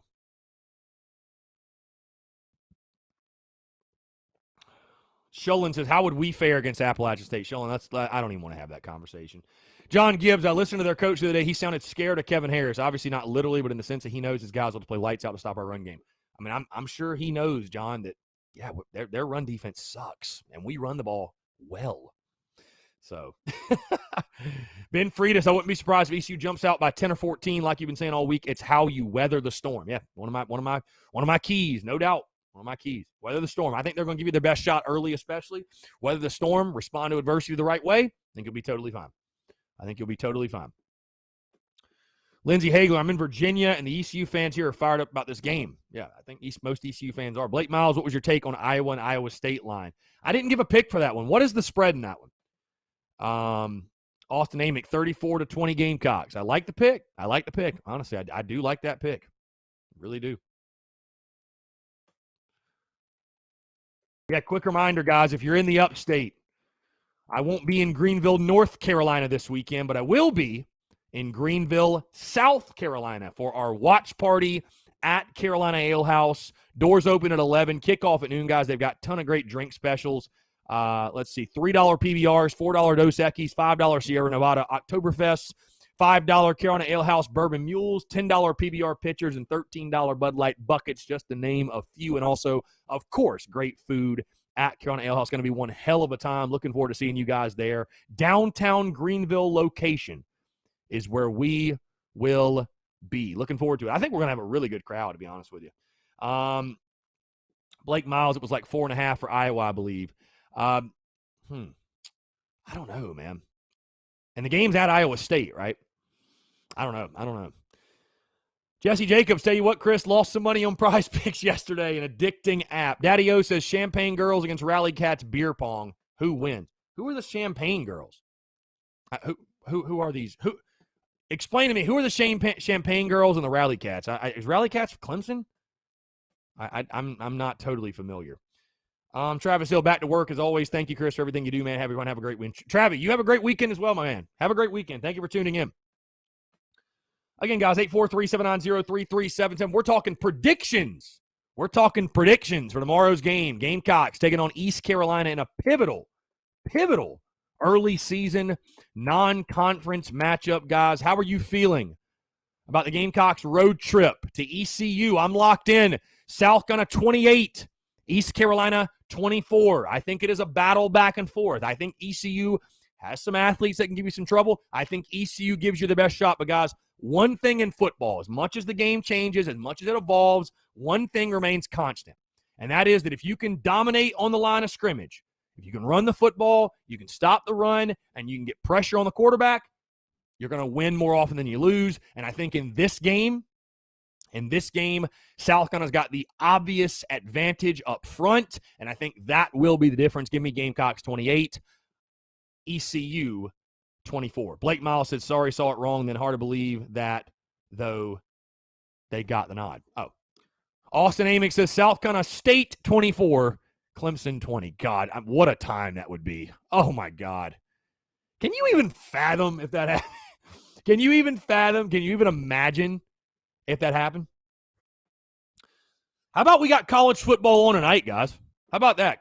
Coastal Carolina, a 26-point favorite over the Kansas Jayhawks. God. I mean, just get rid of your program. Just get rid of your program. You know, like at that point, you're a 26-point dog to a freaking group of five school. Like, yeah, I know Coastal's good, but good God. Give me a break. Again, guys, 843-790-3377. That is 843-790-3377. Taking your questions, your comments, and your calls as well. We'd love to hear you guys' predictions. How do you feel the game's going to go tomorrow? Hunter Wages, I got App State beating Miami this week is my upset. I like the pick. Honestly, I do. Carolina Titans says 30-27. Parker White kicks a game-winning field goal. Boy, we'll have a lot of South Carolina fans that will have some messed up drawers if the game's that close. We'll have a lot of Gamecock fans that are looking for a new pair of shorts if the game's that close. Jesse Jacobs, do you find yourself pulling for Coastal or no? Nah, I don't care. I don't find myself pulling for Coastal Carolina.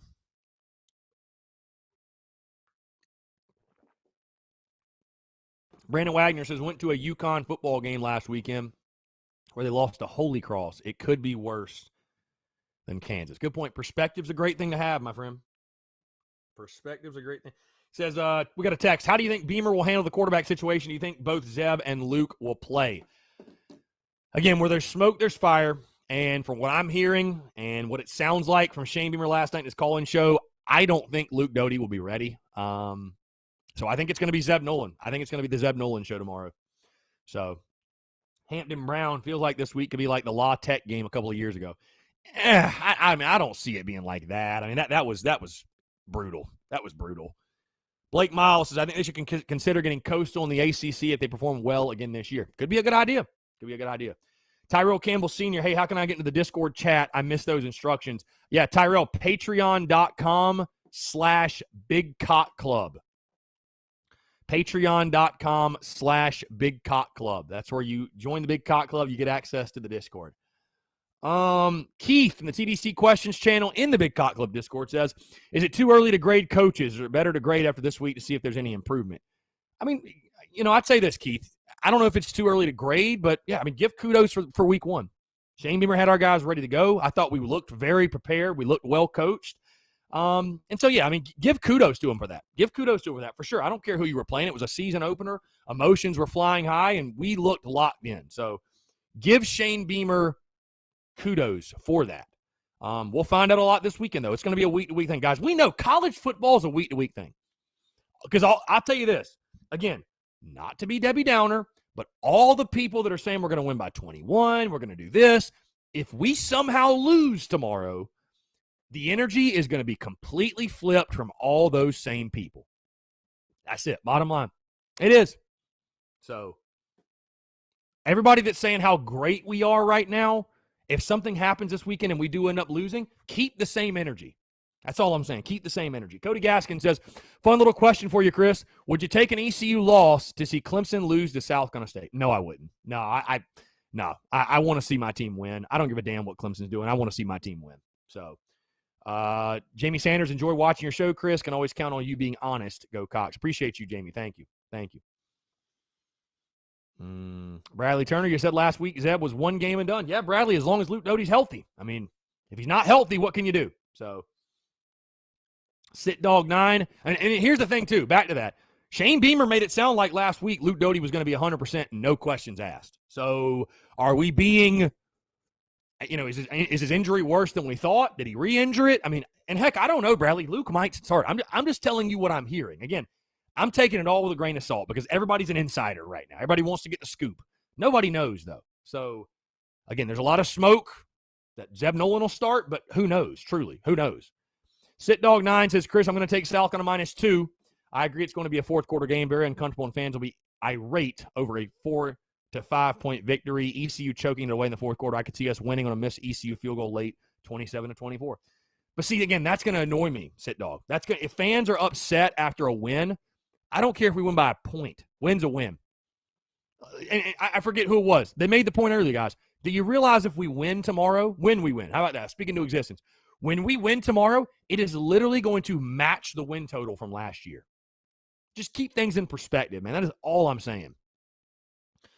Jesse Jacobs, first, I'm hearing about Luke not possibly being ready. That just killed me. I mean, again, I don't know, but I'll tell you this, the way Shane Beamer was talking about it last night, it didn't give me that warm, fuzzy feeling that he's 110%. He's no doubt going to be ready to go. Maybe Shane Beamer is just keeping his cards close to him, and he doesn't want to reveal anything. Whatever. Who knows? Corey Gardner says, I don't understand why Doty would be practicing if he wasn't ready to go. I would think the way to heal a sprained foot would be to rest it. With that being said, judging off of Beamer's comment, sounds like Zeb gets nod. Hunter Wages. Thank you, Hunter Wages. Appreciate you. Thank you, Hunter. Thank you so much, man, for real. Thank you for the super chat, Hunter Wages. Tyler Campbell Sr., I like the fact that Beamer's keeping us guessing. I like it, too. What's the point of letting everybody know who's going to start? There's no point. Brandon Miller, 24-17 Gamecocks. One touchdown from either defense or special teams. I'll take that. James Kendall, Machiavelli Beamer. Machiavelli Beamer. Very good. Let's see. By the way, this is very, very random, but he tagged me on social media this morning, guys, so I want to insert some positivity and just give you guys something positive today, obviously. Our good friend Brack, at Gamecock Brack on Twitter, and you guys may have heard me, mention Brack a couple of times. Brack tunes into the Daily Crow. He tweeted this morning, said 9 years today, clean and sober. Never felt better in my life. If anyone out there is struggling, feel free to DM me. I know the struggle, and I also know you can beat it. So, Brack, congratulations to our good friend of the show, Brack. 9 years sober today. How about that? That's just a feel-good thing on a Friday, right? That feels good. 9 years clean and sober. Great stuff. You love to hear that. Great Bisbee take from the ECU Appalachian State game. ECU defense hits hard.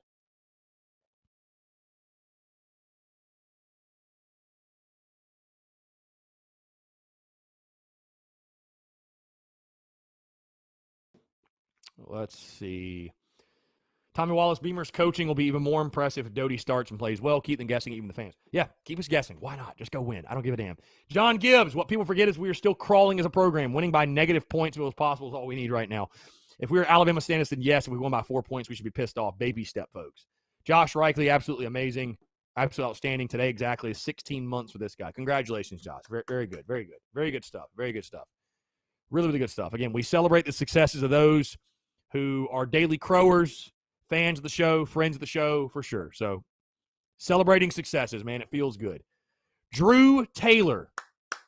My guy, Drew. My freaking guy. Super chats are rolling, and he must love my 28-24 prediction. Drew, appreciate you, man. Appreciate the love. Sincerely, man. Sincerely. It's overwhelming. It's incredible, man. I mean, I can honestly tell you guys this, not to get too sentimental on a Friday, but, I mean, when I started this, again, you never put a cap on what's possible and what can happen and what you can do, but it's just, dude, anybody that ever donates a penny to this business and this brand and this vision and everything we're doing, it means the absolute world. So thank you. Appreciate y'all, man. Appreciate the support. Appreciate the love. Again, I know we might disagree sometimes. I know sometimes you guys probably want to punch me through the computer screen. But we're just like a big happy family that, hey, we all want to see the same thing, right? We all want to see the Gamecocks win big. We all want to see South Carolina win the SEC. We all want to see South Carolina win a national title. I guess I just try to be that voice of reason. I guess that's why God put me here, is to be that voice of reason for you all. Josh Williams says, I know we all hate Clemson, but Prize Picks has Lynn J. Dixon is over under 65.5 yards rushing against SC State. I would say hammer the over on that line. Yeah, I would say so too. By the way, speaking of Prize Picks, for our friends on Prize Picks and those who maybe don't have it. So what Prize Picks is, it's an app and or website where, we all love talking gambling and all that, but if you like prop plays, like over-under rushing yards, passing yards, touchdowns, whatever it might be, they have college football, which is the only service that has it. But, of course, they got NFL, everything else, and you pick 2 to 3 players, and you play that way, and that's how you win money. They've actually got a promotion going on right now through the weekend. Patrick Mahomes, I think his over-under is set at like 1 yard passing yards. So if he throws for more than a yard, you win that play. So definitely play that. Be sure. Definitely play that. Let's see. Chance Crocker, we have to establish the passing game downfield if you want any chance of an upset against Georgia. Daddy O says Kansas against Vandy. Who is worse? Whew, that's close. I gotta go Kansas is worse. I mean, God, you gotta at least think that Vandy's got some SEC talent. Jesse Jacobs, in my opinion, ECU favorites with Noland at quarterback. Don't feel great about that, but let's go Cox. Drew Taylor, yes. TSUS.store is where you can find the merch. TSUS.store. Planning on, I think, actually, guys, probably Sunday we'll release these hats, but with all white text. I've had some requests for that, so I think we're going to do that on Sunday. All white text for the Beamer Ball hats for both Garnet, and I'd say black too, but my freaking vendor is out of black trucker hats, and I have no idea when they'll get more of them. So it's a madhouse, guys, trying to get things ordered and fulfilled, and just certain items are tougher than others. It's crazy. It's crazy. So, again, TSUS.store is where you can find the merch. Hunter Wages says UConn versus Vandy on October the 2nd will be fun. Yeah. Thomas Walker, you're going to tune in to see Jamie Chadwell's mullet tonight. By the way, quick mullet update. I mean, this thing, my hair is long, dude. My hair is very, very long at this point. So I'll tell you what, though, I feel like I can't cut it until we lose. You know what I mean? Like, I feel like, I don't know, maybe I'm just too superstitious, but I think it'd be bad luck to cut it at this point until we lose. Let's see. Yeah, Josh, I've gotten a lot of requests for those. Again, especially the Garnet with all white text look fire. So I think that's definitely going to be a thing. So look for those on Sunday. Again, 843-790-3377. That is 843-790-3377. Taking your questions, your comments, your calls as well. Guys, I want to continue to hear from you. What's your prediction? How are you feeling about the game tomorrow as South Carolina travels to Greenville, North Carolina to take on the Pirates of East Carolina? A pivotal game, a big game. Dare I say it is a must-win game for South Carolina? If you're talking bowl chances, it certainly does feel that way. But again, I want to continue to hear from you. 843-790-3377. That's 843-790-3377. You can call that number. You can text that number, whatever you like. 843-790-3377. So, guys, we'll be right back. You're tuned in to the Daily Crow.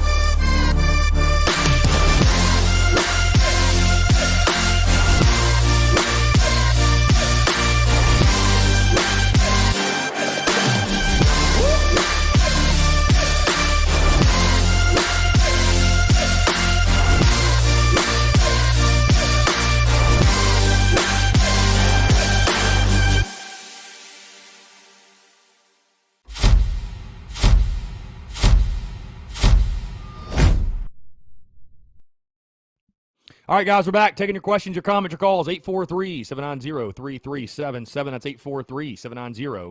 843-790-3377. As we continue to talk South Carolina, East Carolina, would love to hear your predictions, your thoughts on the game. I am locked in. Gamecocks 28, ECU 24. How do you feel about that prediction? How are you feeling overall about the game? Would love to hear from you all. Again, 843-790-3377. Let's see here. Let's see. My guy, Rowdy Rooster 75. We've actually got a gambling channel as well in the Big Cock Club Discord. He is playing on Prize Picks, which again,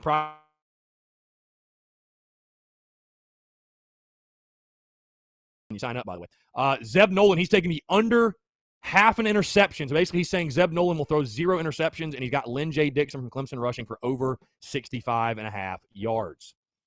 I like it. I think Zeb will take care of the football, no question. Justin Martin, Chris, what are your thoughts on BYU, Cincinnati, Houston, and UCF joining the Big 12? Are you ready for South Carolina, East Carolina tomorrow? I hope South Carolina is going to be 2-0. Go Cox. I think the Big 12 had to make a move. I think those are quality teams to add. And yeah, I mean, I'm certainly ready for the game. I'm excited for the game because I think we're going to finally start to get answers to our questions we've had all preseason. Joshua Williams, I try to match my outfits to the Gamecock unis. Am I the only one? Maybe I should do that. I didn't really think about that. Should I do that? I mean, I guess I could. I could rock a white Beamer Ball t-shirt because I was probably going to rock a Beamer Ball t-shirt tomorrow. Maybe I will. Should I do that? I don't know. I don't know. Why not? Maybe so. Daddy-O must win. Yes. Any positive momentum will be flushed down the toilet, and that's what scares me. That's what concerns me. Hunter Wages.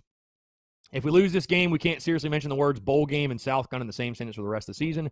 Must win for this season. An L is a setback for sure. I think that's a very good point. Jesse Jacobs, I took Zeb under 1.5 touchdowns this morning because I thought Luke was starting. Dude, I don't know, Jesse. I don't know, man. I don't know. I wish I had something more concrete to tell you. I wish I did. I wish I had something more concrete to tell you, my guy. I really do.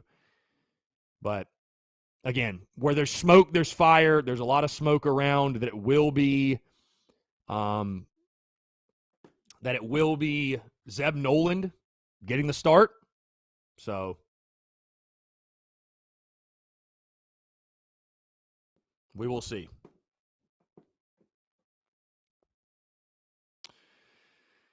Ryan Cawthorn says, what's the drink of choice for tomorrow? I don't know. I don't know.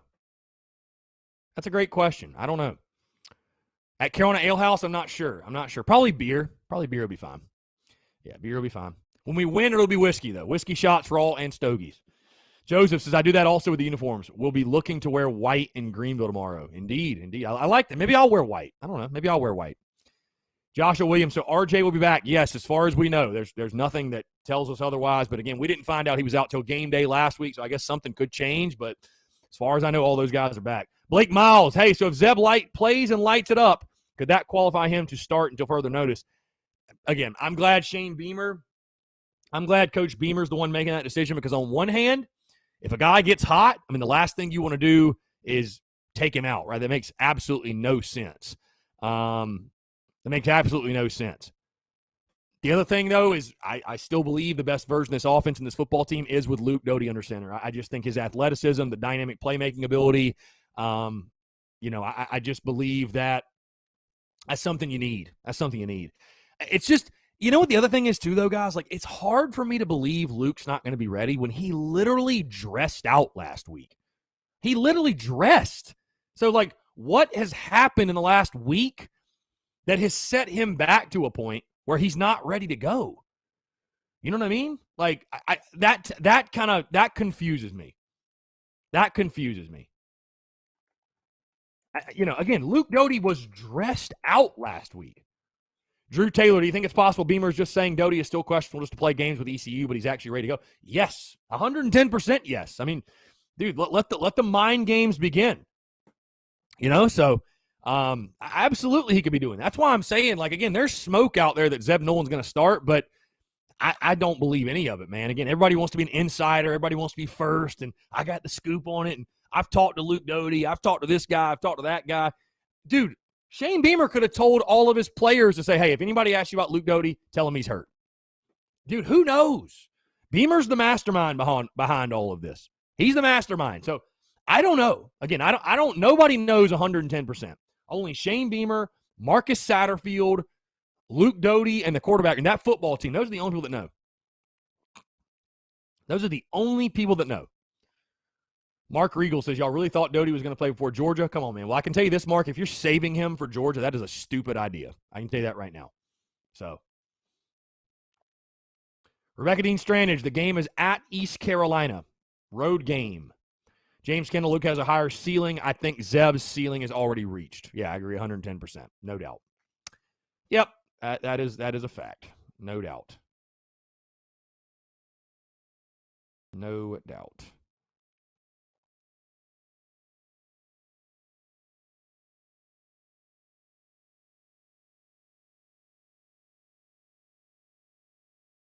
Eight 843-790-3377, guys.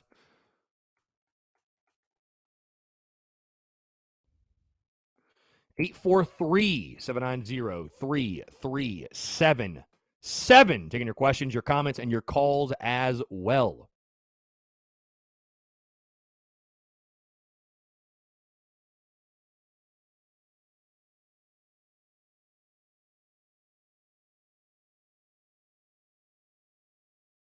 Let's see.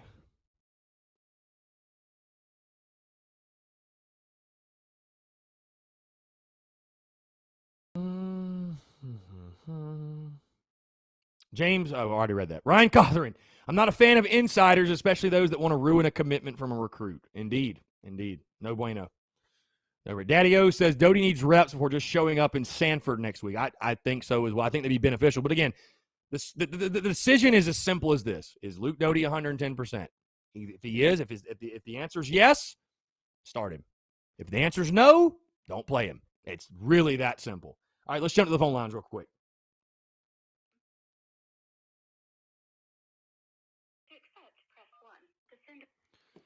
What's going on? You're on the air. Yep, Chris, this is Mark Regal, man. What's up, Mark? What's going on? I'm riding around in my truck delivering stuff, listening to you, man. And I'm just trying to figure out, why is everybody so scared of ECU? I wouldn't say I'm scared of ECU, but I just realized we're not a perfect football team either. Like, I don't think we're going to play a perfect game tomorrow. So, and maybe we will.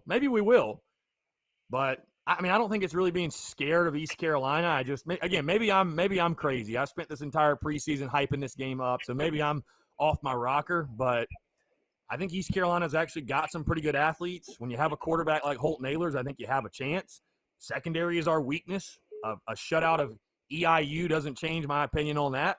And, we should be able to run the ball. There's no question. But if for some reason we can't run it quite as well as we should, what are we going to do in the passing game? We still don't have answers on the outside. So, again, with all that being said, I'm picking Carolina to win. Could they certainly win by double digits? Yeah, I think if you're able to force a few turnovers, the defensive line feasts, and they should be able to, then, yeah, I think you could see Carolina win by 14 or more points, God forbid. But I'm going in this one realizing on the road that South Carolina is not a perfect football team, and I think ECU, again, I think they'll give you their best shot, and I think I could see it being a very close game for sure. So, let me ask you this. I heard you say that about the wide receivers. You don't think Josh Van gonna step up again? He looked probably better than he's ever looked. No, I would agree. That was probably the best he's looked since he got on campus. Dude, Josh, I would love to see it tomorrow, because that would start, to me, Josh Van would be truly starting to establish as like he's the number one option. And I said all preseason, you got to find that guy. You got to find the guy that we can roll with week after week and just kind of know, hey, we can depend on this guy. So, yeah, I could see Josh Van having a good game tomorrow. Again, I just, like I said, man, fair, unfair, I'm just putting no stock in what happened last week. We beat EIU. No. Yeah, Me neither. This is where I'm clearly coming in from. And I don't know, I'm not a genius or anything, but what I see is I just don't see them stopping our D-line. That's number two. Number one, I don't see them stopping our running backs. I mean, you look at DeCondre White. Who in the hell is going to stop that guy in ECU? I don't. This guy trying to get to the NFL, man. Trust me, I don't see nobody stopping him, man. And then when you combine that with our D-line, I understand the atmosphere and the old tradition of ECU, but when you line up talent bottom to top, I just feel like we're going to overpower them with our D-line and running backs. I mean, I would agree with you. I agree with you 110%. Yeah, and that's all I really trying to see. Like, why everybody just so. I think we real scorned from the Munchausen era that when we have a cherry in front of us, we're scared to say it's a cherry until after the game. We're gonna beat these guys by 30, 40. I think that's fair. I mean, again, I said it earlier in the show, and I'll say it again. I mean, I'm saying a lot of the same things I said before 2019 App State and Carolina got their ass whooped. So yeah, I'm a little cautious to say we're going to win by 21 points. Like we got the ability. I want to see us go do it. Yeah, I'm in a little bit of show me mode, man. I'm in a little bit of show me mode. I mean, it's just that's reality. I can understand that. Okay, I can understand that. I'm not saying we don't have the potential to do so. I'm not saying that. But and again, I hope fans, if we do go out there and win by a touchdown, like a win is a win is a win. I don't give a damn. As long as we're 2-0 by 4 o'clock, I don't care. That's it. So, but I agree with you. No doubt. I agree with you. You know, again, I think ECU has the athletes on the outside that could give you some headaches, but up front, we should be able to move bodies. There's just no question. I mean, if we rush for less than 200, it's going to be a massive disappointment, in my opinion. Kevin Harris being back, I mean, you should be able to control the game in that way. And again, I will tell you this: when you're East Carolina, and you know, I was talking to their guys last night, and when your number one reason you think you're going to win is crowd and atmosphere, and I'm like, listen, that's all great and everything, and that might last early in the game, which is why one of my keys to the game is weather the storm. That they're going to come out with an initial surge, right? The emotions will be high. They're going to try to ride off that, but at some point that's going to fade, and you got to play football. So yeah, I think when it comes down to that, like when it comes down to just playing football, like we have the better players, especially where it matters most in the trenches. We're going to be able to move them around. I have no doubt. And that's why I think that it's the defensive line. I think their jobs tomorrow is more important than anybody. Because if our defensive line can't at least handle ECU like way more than we did Eastern Illinois, then I don't think we're going to have a good time versus Georgia at all. Right. I'm talking about a 40-point loss if our defensive line can't show up everything. Right. That's what I think, man. That's fair. I mean, that is fair for sure. For sure. I don't disagree with you at all. Yeah. What do you think about Kevin Harris, man? Do you think he's going to get 100 yards or what? I mean, it's tough to predict because you have so many options in the backfield. Will it be Kevin's day? Will it be Marshawn's day? Will it be Quan's day? I mean, I think Kevin Harris, I'd expect him to play like a – I mean, I was just going to say – Let me ask you this. Yeah, go ahead. For the running back room tomorrow, what would you be satisfied from seeing from them tomorrow? I mean, like I said, you got to rush for more than 200. I mean, App State ran for 226. I mean, you need to run for probably between 200 and 250. I mean, at minimum. No, I mean, I don't have to see a certain guy go over 100 or multiple guys. I mean, I think the numbers, the statistics will take care of themselves. And I mean, just feed you. I just want to see a commitment to the run game, which I'm not worried about that, but be committed to the run game, even if it starts out a little slow. Be stingy in the run game. Run the football. It's our strength. Lean on it. Lean on your offensive line. You do that, I think, again, those numbers, they'll take care of themselves. You could certainly see two guys go for over 100. But, yeah, get over 200 yards rushing. Yeah, 250. Be good. And you know what? I'm not even mad if they keep Z White as a starting running back for the rest of the year, man. The guy's trying to get to the NFL. Yeah. I mean, just push him on to the NFL. He deserves it, man. Yeah. I mean, Zaquandre White is making it very, very tough to keep him off the field. There's no question. Making it very, very tough. Yeah. So. Well, yeah, that's all I had to say, man. I appreciate it. I've been calling for like 10 times the last 2 days. Yeah, I apologize, man. The phone lines have been a little clogged up, but I guess that's a good problem to have. No, you're good. I'm just glad I got through to talk to you. Speak my piece, man. I don't want you to think I'm some overzealous fan. That got No, dude. I appreciate, dude. man. Like I said, man, the beauty's in the banter, and I hope I'm dead wrong and we win by 28 points. I mean, I'd love to see it, bro. I have no pride or ego in my predictions. I like being wrong when I pick us to lose or pick us to barely win. I don't want to be right. So, like, as you can imagine, what my prediction will probably be next week. I don't want to be right. Like, let's win them all. You know what I mean? Let's win them all. I'm gonna tell you like this, man. No matter what happens tomorrow, I don't have a prediction for the Georgia game. Yeah, no, I hear you. I hear you. We can literally beat them or get beat by 40, and they wouldn't surprise me. That is a fact. Yeah. All right, man. Take it easy and be great, man. Hey, you too, man. I appreciate you. Thanks so much. All right, fam. All right, take care. Good stuff, man. Mark Regal calling in. Again, guys, call in. I'd love to hear your thoughts. Again, the beauties and the banter. I appreciate Mark calling in. That was cool. Again, 843-790-3377. That is 843-790-3377. Drew Taylor says, what kind of recruit was Holt Nailors coming out of high school? And has he always been at ECU? Yeah, he's always been there. But Shane Beamer mentioned very quickly, if they would not have gotten Justin Fields, they wanted Holt Nailors. So he's a big-time prospect. He's a big-time player for sure. I'm not saying he's the best quarterback we're going to see this year or anything, but he's a good player. There's no doubt. He's a good player, can do it through the air, can do it with his legs. He can beat you in multiple ways. So he's a guy that gives you a chance. He's a guy that gives you a shot. So he's a guy that gives you a shot. All right, let's jump back to the phone lines real quick, guys. 843-790-3377. Here we go. Rebecca, how's it going? What's going on? I'm doing pretty good. How y'all doing? I'm doing fantastic. Thanks so much. Well, I want to tell you something. Go ahead. I'm in a group. I don't know. Are you allowed to tell the group in the Facebook or not? That's fine. Yeah, whatever you want. Okay. I'm in a group called Gamecocks Forever. Mm-hmm. And I found out I was the #1 fan in that group because I'm from Tennessee. That's awesome. Love that. Yeah, and plus that, somebody sent me a Gamecocks cup. It was one of them trivias or something like that cup. Can't think of the name right off the bat. Mm. And somebody sent me that cup, and I was surprised when they did that. Yeah, that's awesome. Hey, Gamecocks helping Gamecocks. You love to see those kind gestures. Right.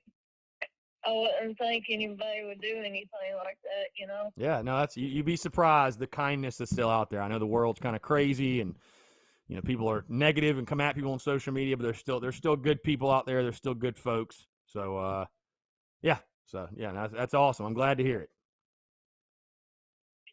Yeah, I liked that game last Saturday. Yeah, it was fun. That was fun. Anytime you win good. anytime you win that way and you dominate, I mean, there's nothing more you can ask for. I mean, South kind of dominated in all phases, all facets, and certainly it was a fun time. So I know we all enjoyed that. Are you going to come to Knoxville? I will not be in Knoxville. I'm doing watch parties for all of the road games at various Carolina Ale House locations across the state of South Carolina. So unfortunately, I will not be making my first ever trip to Knoxville this weekend. I will not be there. So I was hoping you'd be there because I could meet you in person. I just like I said, we had a really good opportunity with Carolina Ale House to do those watch parties, and I'm really excited for them too. I'm really excited to do that. But one of these days I will definitely make my way up there. There's no question. Right. I wish I could have. The seats are taken up like crazy. Really? When I was looking at the tickets. I'm not surprised. I think that'll be a big game and a fun one for sure. So I'm really thinking about buying me a ticket myself. You should get one. I don't know. Hey, the more garnet and black in the stadium, the better. You should definitely get one. thing is, I don't know if they allow service dogs. Yeah, probably call Tennessee's athletic department. They would let you know, because I have no idea myself. So. Yeah, that's the only question about it, because I would think I'll go by myself up there and take Leo with me. Mm. But, Yeah. you know.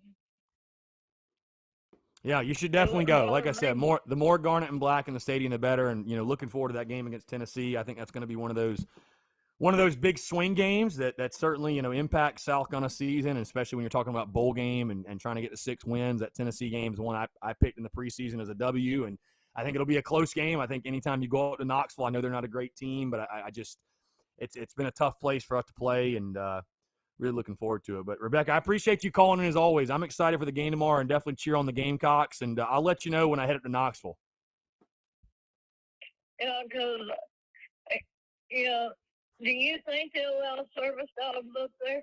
I don't know. You'd have to, like I said, I would call Tennessee's athletic department and ask them. Just call Tennessee's athletic department and ask them. But I'm sure they would. I don't know why they wouldn't. I'm sure they would. So. But, Rebecca, we're about to get off here in a couple minutes. I appreciate you calling in. Like I said, stay in touch. Let me know your thoughts on the game from Saturday. Okay, I appreciate. I'm going to bet that they're going to win this game. Yeah, I think so too. Rebecca, it's always a pleasure to hear from you. Thanks so much.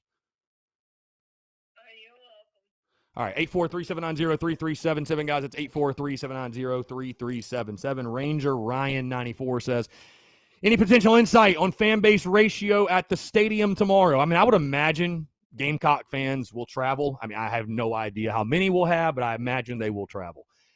Daddy O, thank you, Daddy O. The super chat coming from Daddy O. I appreciate you, Daddy O. Appreciate that. Thanks so much. Michael Dunlap, what's going on? Just about to wrap things up here. We got a couple of minutes left. In case you missed it, like I said, guys, episode 494 of the podcast did drop this morning. Podcast dropped this morning. My official prediction, if you want to hear that, went in full detail on my thoughts on the game, prediction for the game. But I'm locked in, guys. I've got Gamecocks 28, East Carolina 24. Again, I do think East Carolina is going to give you their best shot. I think they're a well-coached football team of Mike Houston. I think it'll be a rowdy home atmosphere, but I do think South Carolina has the superior talent, especially in the trenches. And I think that will be the difference maker. Again, I told you guys, as much as football might change, the game evolves, the offenses get different, tempo, all that spread offense, all that stuff. One thing remains constant, and that is if you can line up and whip the man across from you, if you can whip his ass, you're probably going to win the game. And South Carolina should be able to do that. We're talking about an ECU defense that allowed 226 yards on the ground, and an offensive line for ECU that allowed Holton Ahlers to get sacked 4 times. So you should be able to dominate on both lines of scrimmage. You should be able to run for well over 200 yards. You should be able to have multiple sacks on Holton Ahlers. There's no question. And I think you overcome maybe some mistakes, some deficiencies in the secondary. And again, I think you get the win, though. And that's the important thing. I got 28-24 Gamecocks. Again, guys, quick reminder, if you're in the upstate, please come on out. Downtown Greenville, South Carolina. We'll be at Carolina Ale House in downtown Greenville. Watch party. Doors open at 11. Kickoff at noon. And if you tell them you're with the Spurs Up show, by the way, guys, here's the kicker. Tell them you're with TSUS. You're going to get 10% off food and drink. I mean, that what a deal. Appreciate Carolina Ale House, those folks helping us out. Also, the Greenville Gamecock Club, they will be there. We've partnered up with them. They're going to be helping us out. So, again, really good stuff, man. Really excited to party with a bunch of upstate Gamecocks and watch South Carolina get a big, big road victory tomorrow at Dowdy-Ficklin Stadium. Folks, again, thank you all so much. Another successful week in the books. Content bleeding out the eyeballs, of course, guys. Again, we'll be in Greenville tomorrow watching the Gamecocks game. You guys know on social media the content is going to be pouring out. So, again, thank you all so much, guys. Luke RJ says 12 o'clock games. We don't have to wait all day. I hope we'll be prepared for the heat. What is the forecast like? I think it should be a nice day, actually, in Greenville, believe it or not. I think like high 80s or something, but, dude, we're ready. We practice in the Columbia heat. We're good. Again, guys, appreciate you all tuning in. Thank you so much for the continued love and support. This has been a hell of a week. Again, the Daily Crow, a massive success, and it's all because of you guys. Again, thank you so much, guys. I wake up and feel immensely blessed, and it's all because of you. With that being said, man, that's going to do it. We've hit 2 o'clock. Appreciate you all tuning in, folks. Thank you so much. I'll leave you with this. Go Cox, beat ECU. And we'll talk to you guys on Monday.